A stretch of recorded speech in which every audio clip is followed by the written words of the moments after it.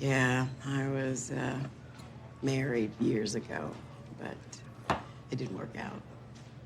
Sometimes you want something so badly, and then suddenly you just don't.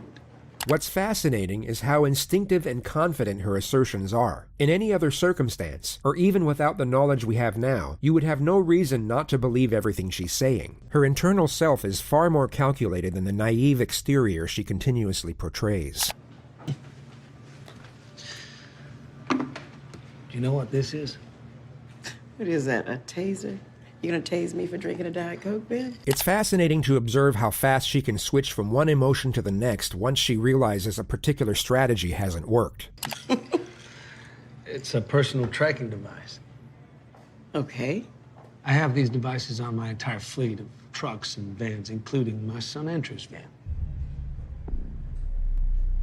You wouldn't need to be an expert in body language to recognize the unmitigated terror emanating from the suspect's face at this moment. There is something about Ma. I can't quite put my finger on it, but I feel like she's up to no good.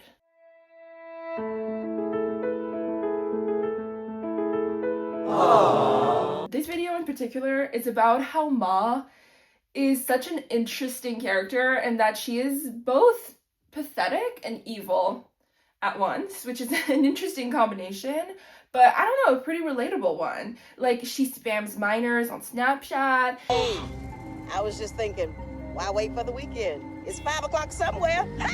And she wears that coconut head hairpiece down, but I love her for it.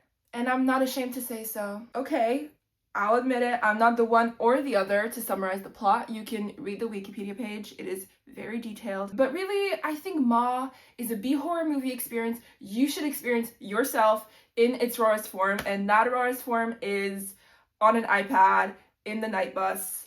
That's where you'll get the most out of it. But basically, there's this woman, Sue-Ann, who everyone calls Ma, because, you know, she's hip. She's with it. Around here, you call me Ma. Oh. She befriends a bunch of popular teenagers because she wants to be cool so bad. And turns out she's a psycho killer lady.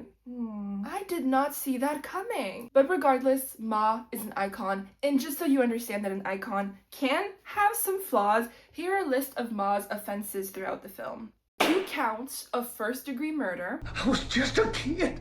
So was I, motherfucker. No. 1 count of second-degree murder. 1 count of vehicular manslaughter.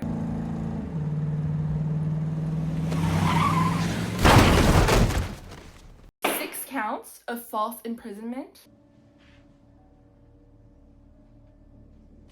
Maggie, you are something else. 7 counts of aggravated assault. 2 counts of attempted murder.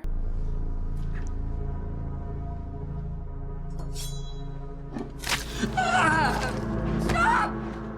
Liar. And several counts of child abuse and child endangerment. So yeah, she's not perfect. Nobody is. And she's no angel, sure. But can a girl live a little? Can a girl embody the act of double texting? Or have a few friends who are decades younger? I swear to God, society is so harsh towards women. The casting of Ma is ludicrously conceived, okay? Let's put it this way, because this is just a crazy goulash of actors, and these are the best words I can find for it. We have Oscar-winning actress Octavia Spencer, Oscar-winning actress Allison Janney, Oscar-nominated actress Juliette Lewis, the hot girl from Booksmart, and Farkle. Yeah. So, what was meant to happen, happened. And Octavia Spencer outacts all the kids in the film, obviously. Like, what did you expect? But for some reason that I find somewhat hard to explain, it kind of works. This cast kind of gives off the same vibe as, like, hanging out with your highly competent, middle-aged McDonald's coworker on lunch break. And I feel like this works further when you consider that a trademark of Ma's personality is just how cringe she can be, okay? It's something that is completely embraced by the movie. You feel like Ma is a self-aware movie. Like it's really aware of how cringe it is, and it's supposed to be cringy. And I feel like that adds also to like the horror of it.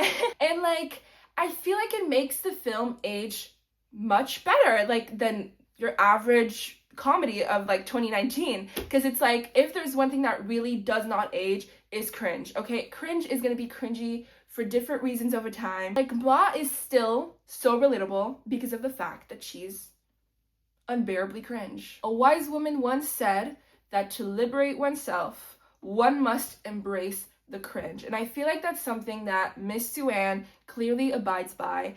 And not only does that make her more human, but I feel like sometimes it makes her more relatable than the characters we're supposed to empathize with. Every time Ma is spamming one of those teenagers, yes, we relate to the teenagers, okay? Everyone has been like hunted down through text by someone who's like borderline stalkery, and you're kind of scared for your life, okay? Hey, this is Mom. I got a new number.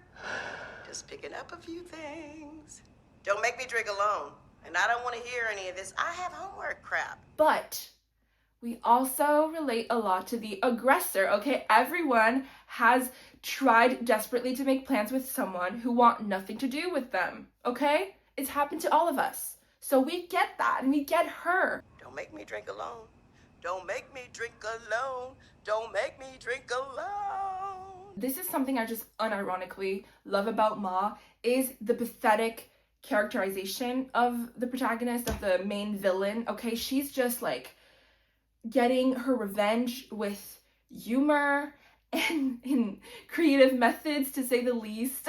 But in the process, she manages to be somewhat charismatic. I don't know how she does it. Maybe it's just an Octavia Spencer thing. But clearly, Ma herself is supposed to be like a magnetic character. I mean, just imagine the snap score she had by the end of this. I know she was having like streaks with all of these minors. Oh my god, she was the go-to function thrower, okay? That makes you by default the most like watch Private Story in the village, okay? It just does. So yeah, okay, Ma, technically a monster, okay? I can concede that, we can agree, whatever. But she's not just a bitch, she's a bitch with a backstory, okay? She's weird, and she's sensitive, you know? And it all starts with that costume. It's so unassuming. You wouldn't think that like a murderer would wear such an outfit. But when it starts to inspire distrust and fear, it does. And you don't look at that cardigan the same. Wow.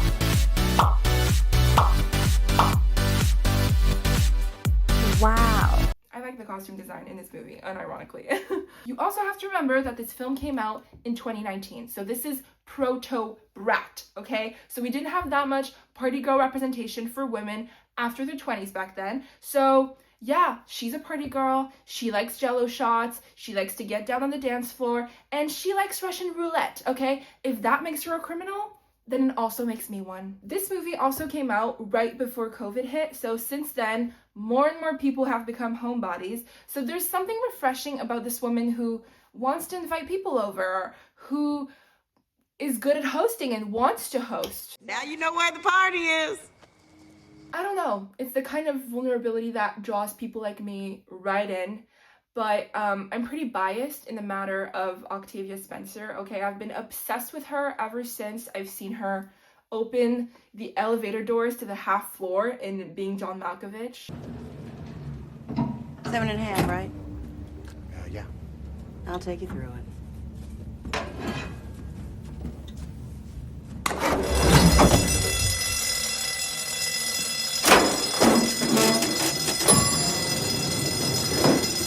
Seven and a half. Thank you. Plus, like, as an audience, we spend most of our screen time with Ma, and so we start to empathize with her just because of the range of emotions we see her deal with. 1 second, she's being rude to ladies at the nail salon. Not today, old lady. Not today. You bitch. Move. But the next, she's crying in her car with the engine still on. Or she's walking with a determinate desire for vengeance. And then you wonder why she's so memeable. Please. There is one thing that I do find like genuinely a little messy about the film's plot, and it's what I call, you know, Ma's Munchausen Frauen side, right? She does all the fucking Munchausens to herself. You know, she pretends to have cancer at some point. Sorry for the dramatics. It's just that I'm sick. What's wrong? It's cancer. Pancreatic. She's also got that Dee Dee Blanchard thing going where she's like Munchausen by proxying her daughter, which is you know, like she seemed like a really sweet girl, right? So that was like why, and she was like giving her horse tranquilizers and stuff, like, you know, that was It's time for your medicine. I was wondering if I can go back to school. I'm feeling better and I miss my classes. You're too sick. And these doctors, they don't quite see it yet. you know, that was not fun. But like, if anything, it's inspirational, okay? This means that girls, women, okay, everyone in between, you can do whatever you want. You can be as multifaceted as they come. Yes, you can be a sociopathic veterinary technician and display symptoms of factitious disorder. Yes, you can be 50 and 15 at the same time. Yes, you can curl your mushroom cut when you feel like it. And no, Farkle, you don't have autism. They want to see if I have autism. You don't. So yeah, overall, I think it's a fun movie, okay? And that's what matters. I think it's such an iconic protagonist. It almost seems like she was written to become a gay Twitter meme. I don't know, like, let me know if I'm the only one who finds her oddly relatable. Like, mostly in the first 2 acts, right? Because if you don't, I'm gonna start questioning myself, I think. Before you go and ponder on the subject, I want to include a jump scare from the film Ma at some point in the outro, because I want to prove IndieWire's point right or wrong, okay? They believe that Ma is weighed down with silly scare tactics, okay? And that's verbatim. So, look, do I think it's a completely unfounded opinion? Maybe not, okay? Like, Ma, at the end of the day, it might be more of a dark comedy than a horror film. So maybe we shouldn't look at its horror aesthetics with such precision and maybe with a little more irony, right? And like, really, I also think that the context— Hey! Oh my gosh!